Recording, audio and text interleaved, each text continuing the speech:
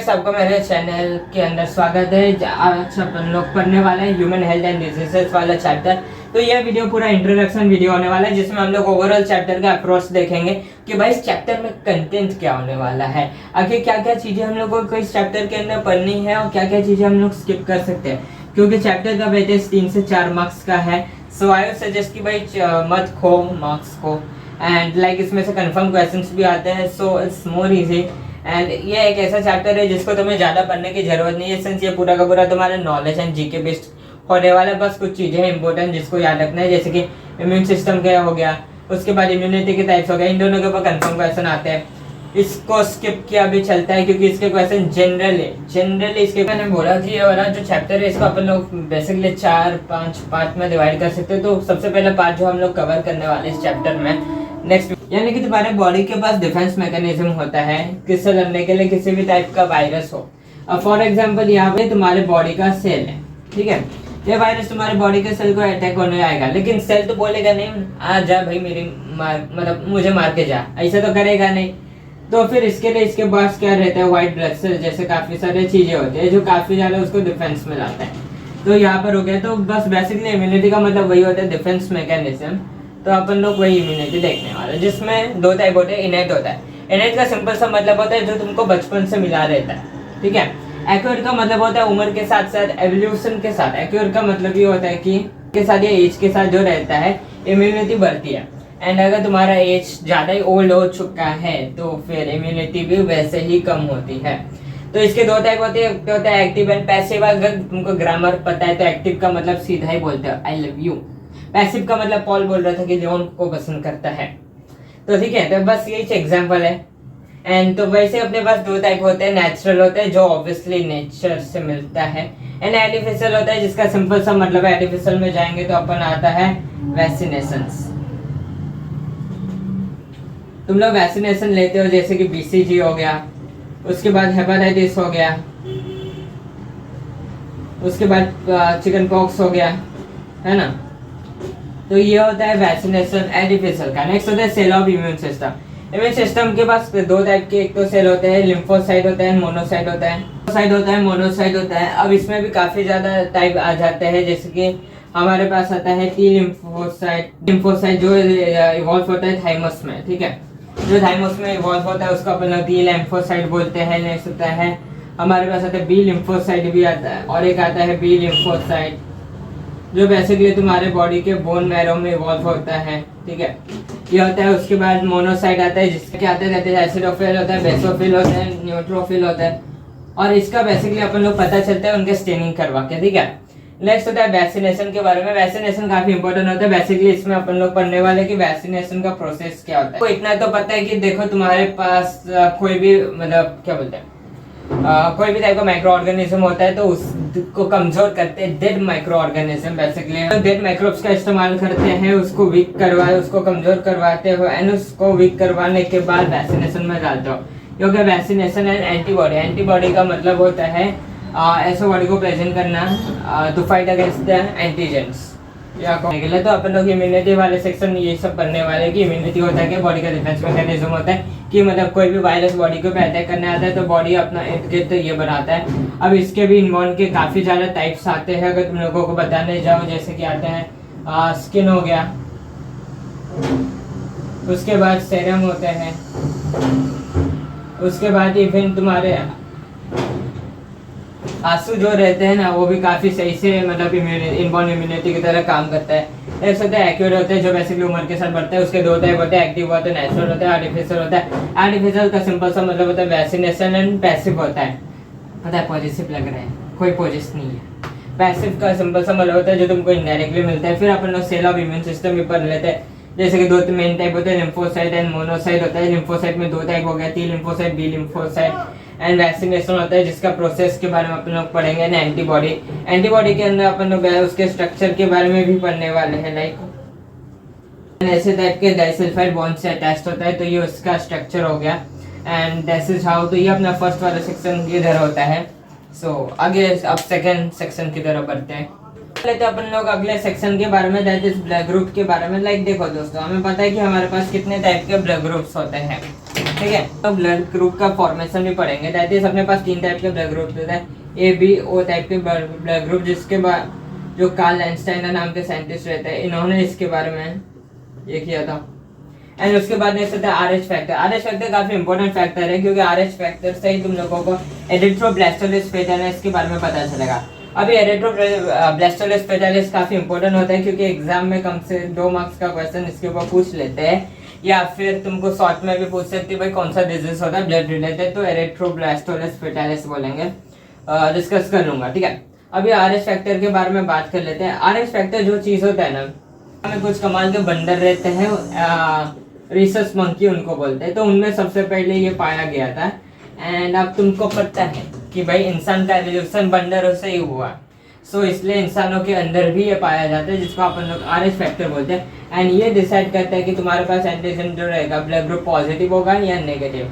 Like अपन लोग कहते हैं A positive, A negative, B positive, B negative, तो ये चीज जो रहता है आरएच फैक्टर डिसाइड करता है। अब तुम्हारे पास एक ब्लड है, इस ब्लड के ऊपर एक ऐसा छोटा सा ही होता है, इसी को अपन लोग आरएच फैक्टर बोलते हैं। इसी की वजह से डिसाइड होता है आइदर कि तुम्हारा ब्लड ग्रुप आरएच पॉजिटिव होगा या फिर होगा आरएच नेगेटिव। ठीक है, तो ये वहाँ पर ये हो गया। एंड एरिथ्रोब्लास्टोसिस फेटालिस होता है। अब ये बेसिकली डिजीज होता है, काफी इंपॉर्टेंट क्वेश्चन होता है, क्योंकि काफी बार एरिथ्रोब्लास्टोसिस फेटालिस के ऊपर क्वेश्चंस पूछे गए हैं, सो इम्पोर्टेंट है। एंड एबीओ ब्लड टाइप में तुमको बस ब्लड ग्रुप का चार्ट पूछ सकते हैं कि कौन किसको दे सकता है, कौन किसको ले सकते हैं। एंड ये भी नहीं भी पूछे भाई, तुम्हारे जनरल नॉलेज के लिए ये याद होना ही चाहिए। कोई ना, तभी भी एक मस्त टेबल करके एक्सप्लेन करवा दूंगा अच्छे से। ठीक है, सो यहाँ पे अपना सेकंड सेक्शन खत्म होता है, थर्ड सेक्शन की तरफ बढ़ते हैं।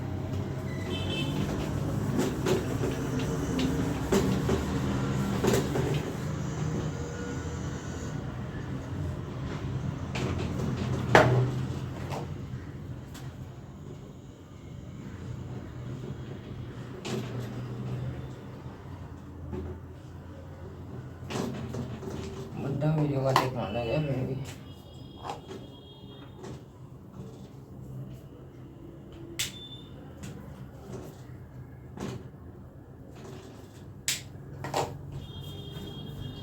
यहाँ पर अपन लोग अब थर्ड पार्ट तक पहुंच चुके हैं, जो चैप्टर का सबसे मेजर पार्ट होने वाले डिजीजेस।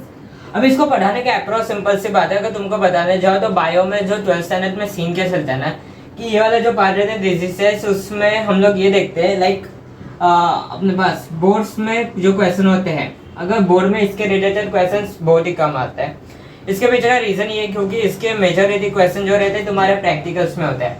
अगर तुम लोग बायो का जर्नल अपना खोल कर देखोगे तो उसमें इसके ऊपर पूरा पार्ट दिया है कि तुम्हें डिजीजेस ये सब लिखना है। एंड तुम्हें क्या होता है कि प्रैक्टिकल में तुम लोगों को लाइक स्लाइड्स दिए रहेंगे इधर, या फिर तुम लोगों को चार्ट दिए रहेंगे, एंड उसमें बोला जाएगा कि भाई इस स्लाइड को, इस चार्ट को देखो एंड आइडेंटिफाई करो कि कौन सा डिजीज है। तो जब भी तुम लोगों को बायो जर्नल या बायो का एग्जाम होगा तो इस चीज़ को काफ़ी याद रखना।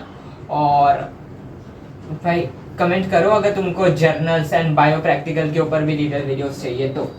ठीक है, ये एक बात है। एंड डिजीजेस है, और चैप्टर वाइज डिजीजेस कैसे पढ़ना है, लाइक ये काफ़ी ज़्यादा वास्ट है। तुम लोग देख सकते हो यहाँ पर के तक पूरे डिजीजेस है, और कैंसर और एड्स का तो छोड़ो भाई, इनका तो सीन ही अलग चलता है। यहाँ पर अगर आई तक भी देखोगे काफी ज्यादा है, तुमको याद रखने होंगे एजेंट है, सिम्टम्स और ट्रीटमेंट है, तो याद कैसे रखना है। देखो एग्जाम में इसके ऊपर क्वेश्चन कौन से तुम्हें 3 मार्क्स के नहीं पूछने वाला है।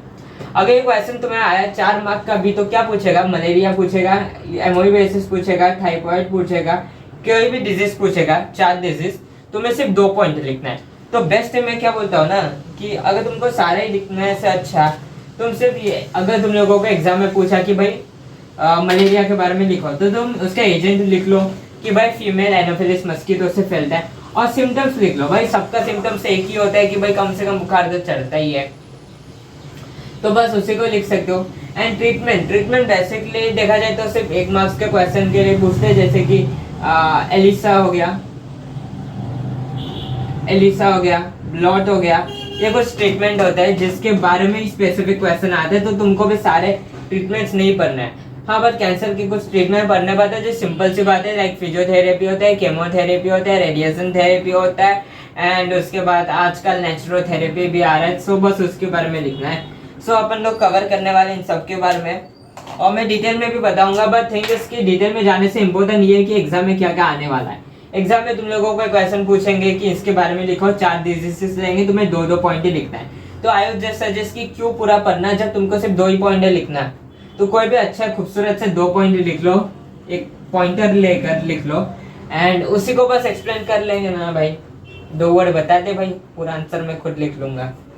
बस वही करना है। जैसे कि मलेरिया हो गया, amoebiasis, typhoid, common cold. Common cold का तो घंटा पूछेगा नहीं, क्योंकि उनको तो पता है कि इतने बेवकूफ कोई है नहीं कि जिसको कॉमन कोल्ड पता ना हो। तो ये छोड़ो।